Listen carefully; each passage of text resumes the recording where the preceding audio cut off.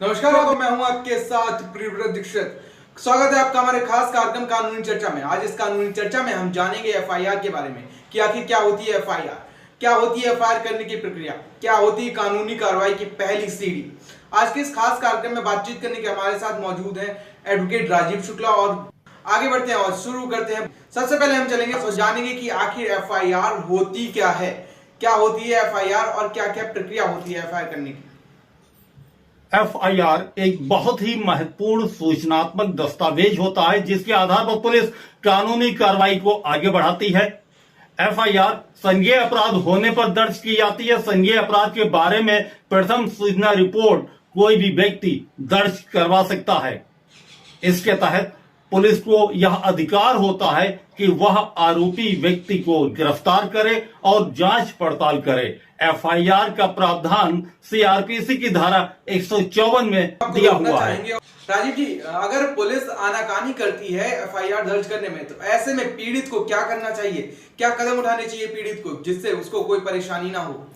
राजीव जी देखिए, पीड़ित व्यक्ति की शिकायत को यदि पुलिस रजिस्टर करने से मना करती है तो पीड़ित इस बात की शिकायत सीनियर ऑफिसर से कर अपनी बात रख सकता है। यदि फिर भी आपकी कोई सुनवाई नहीं होती है या शिकायत नहीं ली जा रही है तो आप सीआरपीसी की धारा 156(3) के तहत न्यायालय में प्रार्थना पत्र दे सकते हैं और एफआईआर का आदेश करवा सकते हैं, क्योंकि न्यायालय को यह अधिकार होता है कि वह आपकी शिकायत पर एफआईआर का आदेश करे। यदि फिर भी यदि कोई पुलिस अधिकारी आपकी शिकायत दर्ज करने से मना करता है तो सुप्रीम कोर्ट के निर्देश के अनुसार आप उन सब अधिकारियों पर एक्शन भी ले सकते हैं। फिर आपकी तरफ हम रुक करेंगे और जानेंगे कि आखिर जीरो एफआईआर क्या होती है। जीरो एफआईआर से तात्पर्य है जब पीड़ित के खिलाफ हुए संज्ञेय अपराध के बारे में घटना स्थल से बाहर के पुलिस थाने में एफआईआर दर्ज करवाई जाती है तो यह जीरो एफआईआर होती है। इस एफआईआर में अपराध संख्या नहीं लिखी जाती है। संज्ञेय अपराध होने की दशा में घटना की एफआईआर किसी भी जिले के किसी भी थाने में करवाई जा सकती है।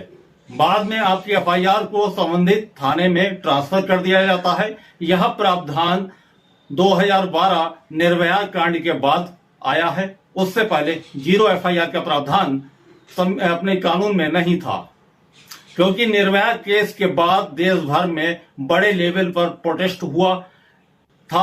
अपराधियों के खिलाफ सिटीजन सड़क पर उतरे थे। इसके बाद जस्टिस वर्मा कमेटी रिपोर्ट की रिकमेंडेशन के आधार पर एक्ट में नए प्रोविजन जोड़े गए और दिसंबर 2012 में हुए निर्भया केस के बाद new criminal law amendment act 2013 आया, जिसमें जीरो एफआईआर की बात कही गई।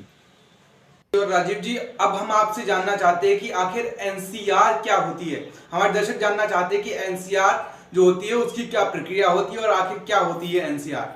जब पीड़ित द्वारा किसी घटना की जानकारी पुलिस स्टेशन में दी जाती है तो यदि मामला असंज्ञेय किस्म का है अर्थात मामूली अपराध है तो उसमें एफआईआर दर्ज नहीं की जाती है, बल्कि एनसीआर दर्ज की जाती है और उसकी कॉपी शिकायतकर्ता को दे दी जाती है। पुलिस द्वारा घटना की सूचना के आधार पर एनसीआर दर्ज करने के बाद पुलिस मामले की खोजबीन में जुट जाती है। जांच और खोजबीन के आधार पर पुलिस उस घटना से संबंधित रिपोर्ट न्यायालय में पेश करती है। राजीव जी, आप हमारे साथ बने रहिए और जानेंगे कि संज्ञेय और असंज्ञेय अपराध क्या होता है और जानेंगे कि एनसीआर किन अपराधों में दर्ज होती है और एफआईआर किन अपराधों में दर्ज होती है। बहुत अच्छा सवाल पूछा आपने। देखिए, असंज्ञेय अपराधों के बारे में सीआरपीसी के सेक्शन 2C में बताया गया है। इसके अनुसार ऐसे अपराध जो गंभीर प्रकृति के होते हैं उन्हें संज्ञेय अपराधों की श्रेणी में रखा जाता है।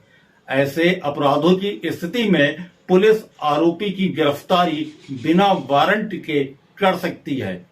उदाहरण के लिए यदि हम आपसे बताएं तो इसमें हत्या, आत्महत्या, बलात्कार जैसे गंभीर अपराध शामिल हैं, जबकि असंज्ञेय अपराधों का जो प्रावधान है वो सीआरपीसी के सेक्शन 2L में दिया है। ये साधारण कम गंभीर अपराध होते हैं। इस प्रकार के अपराध की स्थिति में पुलिस आरोपी को गिरफ्तारी बिना वारंट के नहीं कर सकती। गिरफ्तारी के लिए न्यायिक मजिस्ट्रेट से वारंट जारी करवाना आवश्यक होता है। ऐसे मामले वो होते हैं जिसमें धार्मिक भावना आहत करना, जालसाजी, मानहानि आदि मामले शामिल होते हैं। पुलिस संज्ञेय मामले जो होते हैं तो उसमें एफआईआर दर्ज करती है। जब असंज्ञेय मामले की बात आती है तो पुलिस एनसीआर दर्ज करती है। यह था संज्ञेय और असंज्ञेय मामलों में छोटा सा फर्क।